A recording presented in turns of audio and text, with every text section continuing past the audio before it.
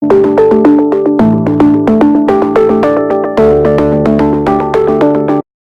everyone, I'm Arshid. Welcome to the new Expert Talk show. On today's episode, we're going to have some insights on change management, especially in the corporate sector.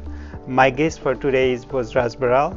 He has a computer science background and he is currently working as a change management and information security consultant at international banks and consulting firms such as Barclays, HSBC, Nomura, Credit Suisse. What is the reason that you decided to join the British Defence Force in the first place? Well, it was actually not my choice. Like kind of 10 of us from my class of 1982, intermediate of science. That was like probably 40 years back. 37 years, yeah. I actually didn't want to join, but they kind of pushed me to join. Probably I was one of those few ones who went straight from army barracks to the University Hall of Residence as a full-time student with students who were half my age. How's the experience with working in the bank? It's extremely fast. Majority of the people do the job very well. Majority of the people are very sharp. They are well spoken. Many people have been to good universities, even public schools. How you keep up to date with all these tight deadline and fast moving corporate culture? How do you manage that? Well, it's a discipline, isn't it? Like in the military, you always plan and plan well and plan realistically. So when you plan realistically, if you have any issues, you can flag up straight away. Which area you were focused while working in the bank? In banking, I was working in change management, program management. For example, at the moment, you pay your bills by tapping your phone onto a machine. Yeah. Yeah? Do you do that? Yeah. Okay. Pretty much everyone does that. 15 years ago, you didn't, did you?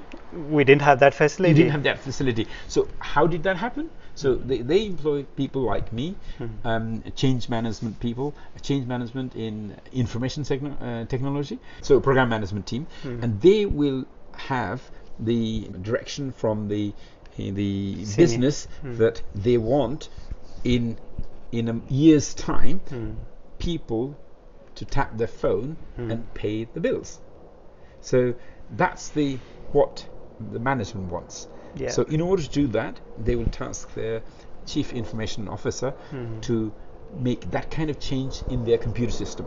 Right. So then the chief information systems officer will hire change management people or consultants, and then a team who will develop that kind of system for them according to their desire, their plan and specification, and integrate into their system. Do you think that having education in good institution help? Oh yes, certainly helps. I mean, that's why my son went to public school, and then I even tell parents, don't constrain yourself. Yes, don't stretch too much, and don't leave too much money to them. But if you can, in the Western countries, send them to best schools. Working as a full-time employee and working as an independent consultant. Do you see any difference there?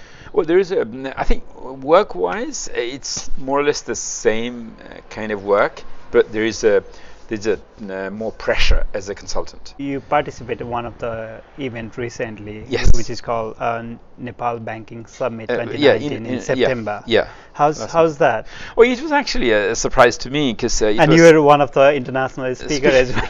So I went there and I had a presentation, a 20-minute presentation, and an hour moderation of a panel. What's your opinion towards the banking culture, corporate culture here and then Nepal? Obviously, here is really ethical because of the regulator here. You cannot be unethical. I'm sure in Nepal also they are ethical by Nepalese standard. You can't have somebody from political alignment in banks. You need completely independent people. Like, look at the Bank of England. We have governor from Canada. Yeah, nobody's bothered about the politics of the country. They're just interested in the economy of the country. So we have to have in Rashtrabank people who are totally interested in the economy of the country. For the academics or the graduates that's soon graduating in Nepal, Do you see they have opportunity to grow as a career within the country, especially in the Nepalese financial sector like banks? If someone is just graduating and if he plan to work in financial sector or Fortune 500 company, do you have any recommendation for them or guideline for them? Yeah, I think whatever subject one is studying, they have to first look up for internship after the first year, after the second year as well, and after the third year of the degree.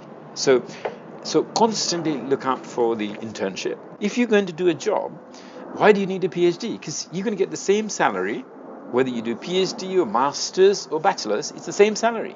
Why do you want to waste another 6 years of studies and start the same salary? And then somebody in 6 years' time, you can become a vice president in a bank. I think we pretty much at the end of the show. Thank you very much for your time. Really fantastic talking with you. Enjoy the show. Thank you very much. Thank you. Thank you very much.